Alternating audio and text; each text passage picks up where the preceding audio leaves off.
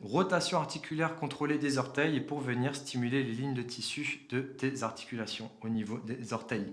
Dans un premier temps, je vais te demander de toujours travailler dans une amplitude maximale sécuritaire. Ce que j'entends par là, c'est que si maintenant tu génères de la force sur tes orteils et que tu as de la douleur, eh bien je vais te demander de venir limiter cette amplitude-là et de travailler toujours hors zone de douleur. Dans un second temps, on va éviter de solliciter d'autres articulations. Donc il est possible que tu viennes solliciter des articulations voisines comme le genou pendant que tu es en train de réaliser tes rotations articulaires contrôlées. Et pour terminer, je vais te demander de venir irradier l'ensemble de ton corps. Donc même si tu travailles au niveau des orteils, je veux que l'ensemble de ton corps soit contracté entre 30 et 50% d'intensité. Ce que j'entends par là, c'est que imagine que je prenne un bâton et que je te mette un coup dans le ventre, tu vas venir te protéger avec cette contraction. Cette contraction-là, j'aimerais que tu la maintiennes pendant tout le long de l'exercice. Donc ici, on va venir réaliser une séquence qui peut durer 15, 20, 30 secondes. Je vais te montrer en faisant à peu près 6 à 8 allers-retours, comment est-ce qu'on fait les rotations articulaires contrôlées des orteils. On se met en position. L'idée, c'est de venir scinder les petits orteils avec le gros orteil.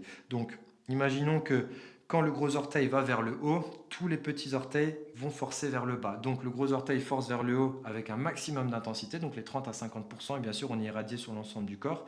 Et les orteils poussent dans le sol à 50% également.